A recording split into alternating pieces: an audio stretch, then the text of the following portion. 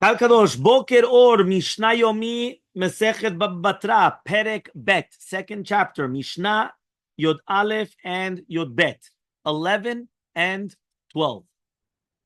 Okay? And Yod Bet, Perek Bet though. You're Batra? Yeah? Okay. So, says the Perek Bet, Mishnah, Yod Aleph and Yod Bet. Marchikim et ha'ilan min habor 25 shama. You're going to distance the tree from a pit, from a bore, 25 amot. Uvecharuv v'shikma 50 ma. If it's a carob tree or a sycamore tree, which those are the types of the tree, the charuv tree and the shikma tree, 50 amot, right, from the pit. Because these types of trees, since they have much larger roots, it's going to destroy the pit. So yaros at the bore.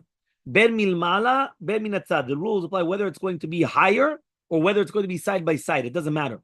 Because even if let's say it's going on a mountain and now you're going to put the tree here, but the roots come down and then they go. So even if it's going to be higher up or side by side, it doesn't matter. You need these distances.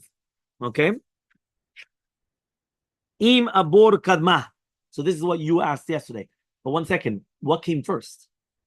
What happens if the bore was, so he says, Im abor kadma, if the bore was first, so therefore, the owner of the tree has to cut it down, but the guy has to come and he has to pay him, right, for the tree, right? That means even though the tree was planted illegally, right, he did not cause damage when he planted it because it takes many years for the roots to get there. So he has to pay for it.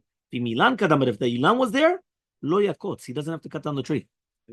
Meaning like this, depends who comes first. This is the halacha. When do we, you have to distance your tree from the pit because the roots are coming and destroying the pit. What happens right now?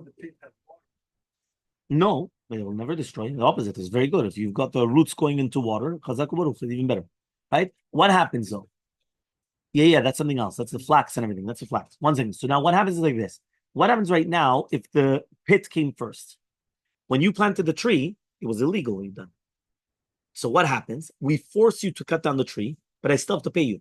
Because even when you plant a tree, it takes years until your roots are going to get to my pit. So therefore, I still have to pay you for the tree, but we force you to remove the tree. What happens if the tree came first? If the tree came first, and then I built a pit, we can't even force you to move the tree. The tree stays there. Why? Because you were first. You came first. Since you came first, that's it. No. That's why. That's what we're saying. What's coming first? Then the guy came and he built a pit. So that's what you're saying. Exactly. So that's why we don't force you to take down your tree. Safek zekadam. What happens if it's safek? We don't know who came first. Lo yakotz. Don't cut down the tree. Rabbi Yosef, he argues. Rabbi Yosef says, even if the pit was first, lo yakotz. Don't cut down the tree. Because each one is planting in their own property, and since each one is planting in their own property, and it's going to take such a long time until it gets to your pit, each one does whatever they want in their own property. Okay, that was Mishnah Yod Aleph. Mishnah Yod Bet. Don't plant a tree right beside the field, the grain field of your friend. You need minimum of 4 amot.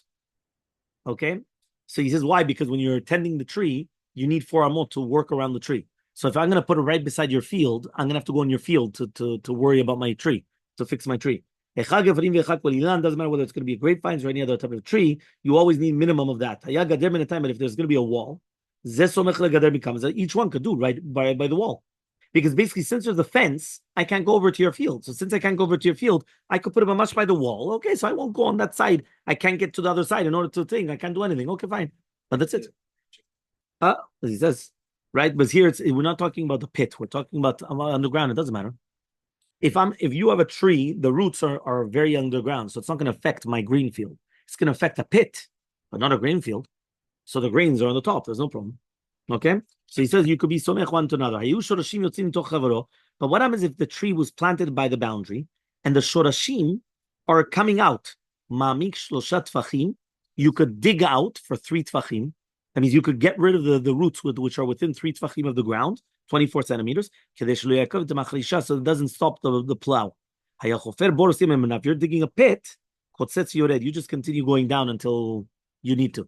So you're going to, and the wood belongs to you. Why does the wood belong to you? Because it grew on your property. So since it grew on your property, so it belongs to you. For example,